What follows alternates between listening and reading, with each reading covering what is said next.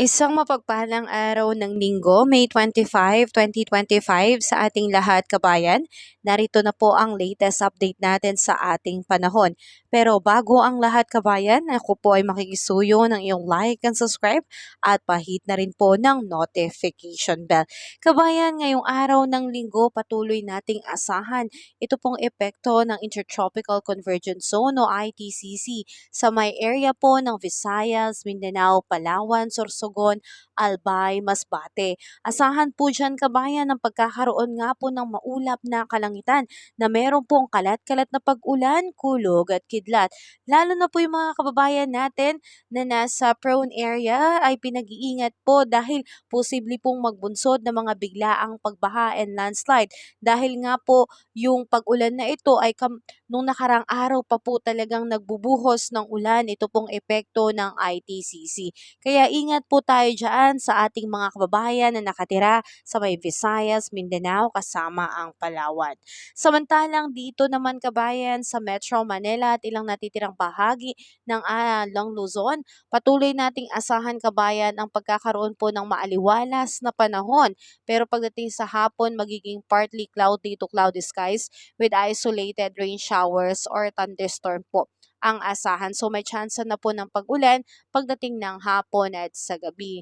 Ganun pa man kabayan, narito po yung mga area na pinaka-apektado nitong Intertropical Convergence Zone na talagang magdadala o makakaranas po ng pag-ulan. Ngayong araw na ito, Linggo, asahan po ang pag-ulan sa may Palawan, Negros Oriental, Siquijor, Zamboanga del Norte, Zamboanga del Sur, Zamboanga, Sibugay, Misamis Occidental, Lanao del Norte, Lanao del Sur, Maguindanao del Norte, Maguindanao del Sur, Basilan, Sulu, South Cotabato, Sultan Kudarat, and Sarangani. Yan po yung mga area na talaga namang makakaranas po ng pag-ulan at ang buhos ng ulan ay aabot to 50 to 100 millimeters po na buhos ng ulan.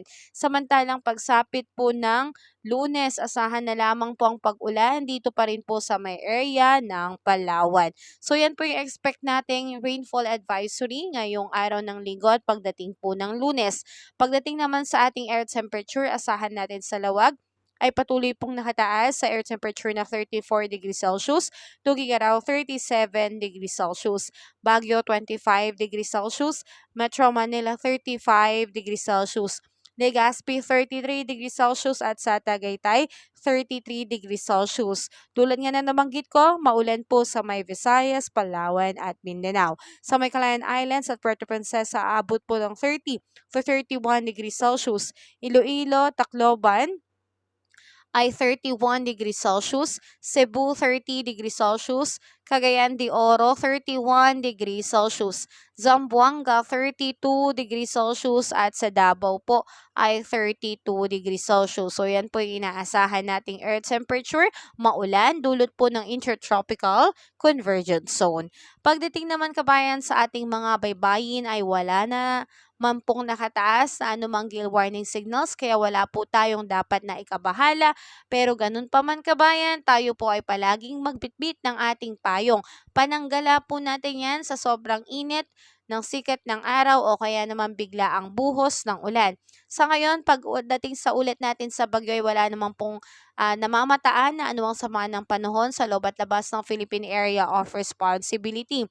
So kabayan, if ever man na hindi matuloy yung forecast ng pag-asa na magkakaroon nga ng bagyo bago matapos ang Mayo, possible kabayan na yung bagyo ay posibleng mag-start po na tayo po ay makaranas ng sama ng panahon pagpasok po ng June kung sakaling hindi po matuloy ngayong May. So ganun pa man, palagi po tayo maging updated sa ating panahon dahil nagta-transition na po tayo mula sa mainit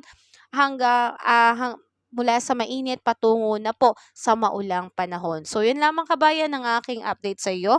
Ako po ay patuloy pa rin makikisuyo ng iyong like and subscribe at pahit na rin po ng notification bell. Ingat tayo kabayan. Have a safe day po sa lahat. God bless sa iyo, kabayan.